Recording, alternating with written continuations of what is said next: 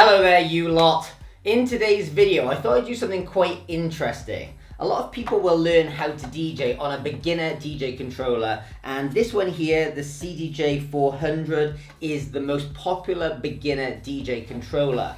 But here's the thing, most people who learn how to DJ on this will have the thought in their head constantly, what if one day I actually do go and play at a nightclub and I have no experience with club standard DJ gear, which is the CDJ 3000s, what do I do? Because I'm going to turn up and are they the exact same as this? What are the differences? So what I thought I'd do in this video is basically act as if I had half an hour with you before you were going in to play in a nightclub to give you the key differences between these and the CDJs. This isn't an in-depth thing. This is you've come to me, you're going into a nightclub to play in half an hour and you just want to quickly understand the big differences between the two.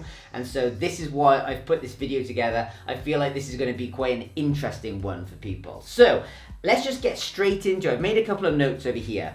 So the first thing I want to tell you about, which you may not know, is this.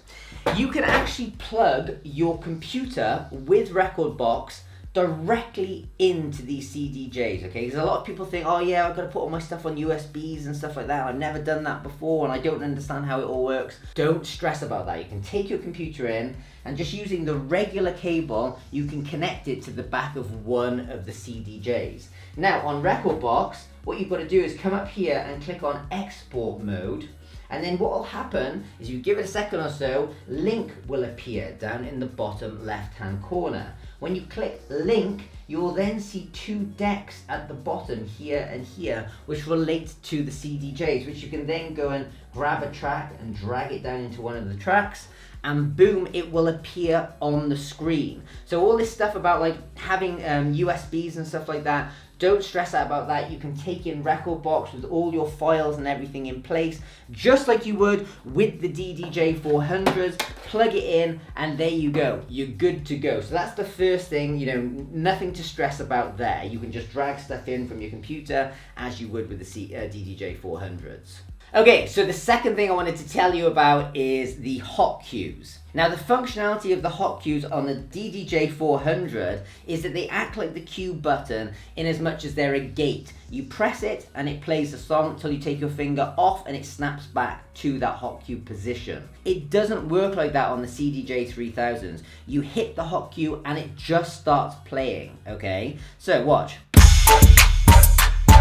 It just plays the track. It doesn't work like it does on these. So if you often use the hot cues to cue in a track, what might be worth your time at this point is while the volume's down, you'd go to a cue point like this and hit the cue button and start using the actual cue button to cue in tracks if you're used to using the hot cues to cue in tracks, if that makes any sense. I hope it makes sense. I want to make sense. Okay, so that's it. Now, another quick tip for you is if you're looking at the timeline here and you want it to be bigger, you can just turn that to the right and it'll show you the waveform slightly more zoomed in. So that's good if you're trying to get the cue point exactly right as well. So you can just turn this left or right like that, okay? That's just a sneaky little extra I've thrown in there. So that's the second main thing you need to know. Okay, so the third thing I want to just show you the similarities between the two. You're going to begin to recognize a lot of stuff. Beat, loop. These two here equate to these two here. A lot of the reloop, cue functions, memories are over here like this. So on these, the memory is a designated button. You've got to hit shift. On here, you have its own memory and delete button here. Beat jump is down here, which is the same as beat jump here. So you actually got designated buttons to it over here.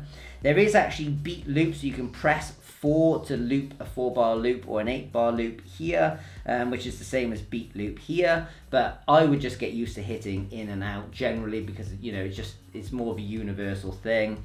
Obviously you've got all the hot cues down at the bottom here. Now you don't have pad effects 1 or 2 or keyboard mode. You have key shift it's up on the screen here, so you click that and it will allow you to shift the song up or down or reset it. There's no real sample mode on these at all, and that's pretty much everything. Everything else is obvious, you know, like this is tempo slider, play, pause, you got the jog wheel there. So there's pretty much all your different settings, which you can equate to over here. So that's that. In terms of your headphone jack, pretty obvious, but there's a headphone jack down here. When it comes to the crossfader here is obviously exactly the same, but the big difference is on these, the DJM 900 Nexus 2, what you have to do is you have to select which lane is A and B. On here, this is always automatically A and that's B unless you go into the preferences and change it. Whereas on these, say for example, you're using the two middle columns here, you'd have to select that to A and that to B. If you put them in the middle, the crossfader does absolutely nothing at all. So it depends how much you use the crossfader if you need to set that up beforehand. The next thing, of course, is obviously the Q button's the same. The next big thing you need to know about is the default of the filter knob here on the DDJs is filter.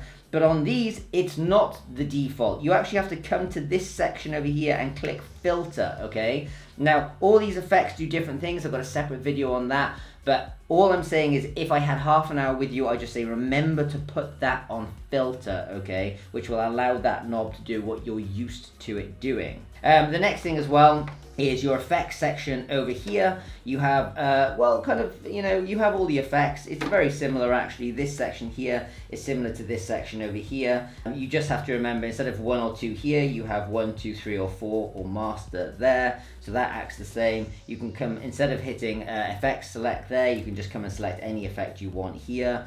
Turning it on and off is all the kind of same. You should get the hang of that pretty easily. You don't really need to touch anything else there. Instead of, you obviously have the beat jump function here as well. So this should all look relatively familiar to you, okay? And then of course, EQ is exactly the same up at the top. These settings should all be set up for you, ready to just plug your computer in. So don't stress out too much about those settings up there.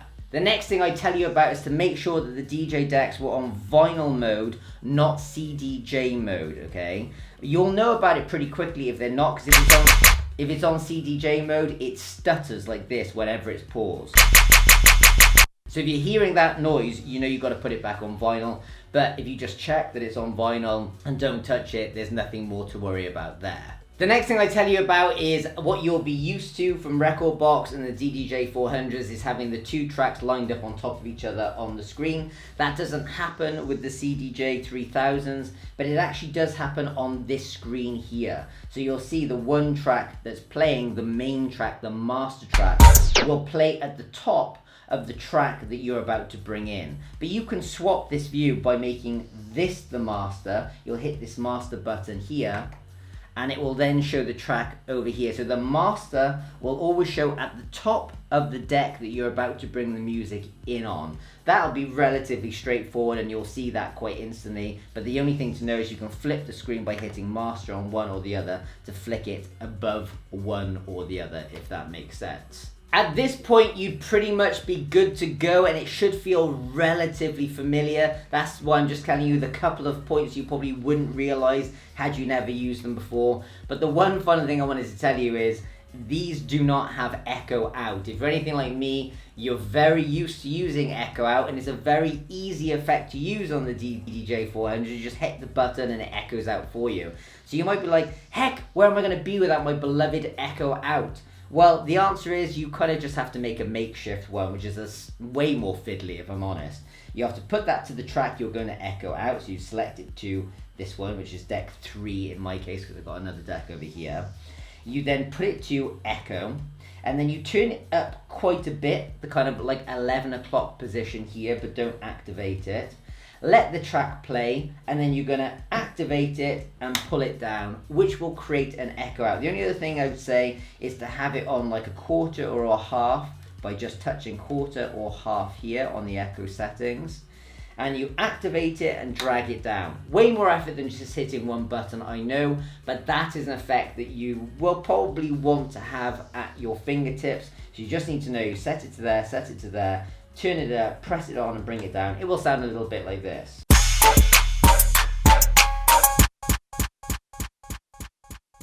Or if you put it on heart, or if you put it on like a quarter, it would sound more like this.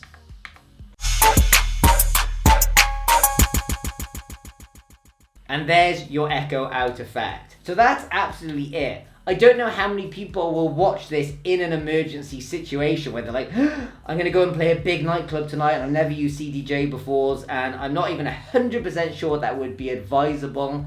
But for that minute number of you out there who may be in a situation where you have got a club spot, you've never used these before, and you just want to quickly understand the big differences between your beginner DJ decks and these advanced ones, those would be my main points I'd be teaching you prior to you going into a nightclub, so you just fully understood how these worked. And that's pretty much it. Hopefully this video has helped. Hopefully, even if you don't have a big club spot coming up, this is kind of slightly demystified with these DJ decks, because they obviously look very big and complicated. But once you know these simple things I just explained then, it all kind of becomes, a bit more simple and, obvious to use. So that's pretty much everything. They're the things I'd run you past. One last thing, quantize. Obviously, you're used to pressing it on and off on the screen. You now have quantize here and here. You should probably have spotted that just by looking at them. And that's everything. That's everything for you. So I hope this video has helped. If it has, leave a comment, leave a like. Let me know if you're thinking about getting these decks. And that's everything. Hope this helps.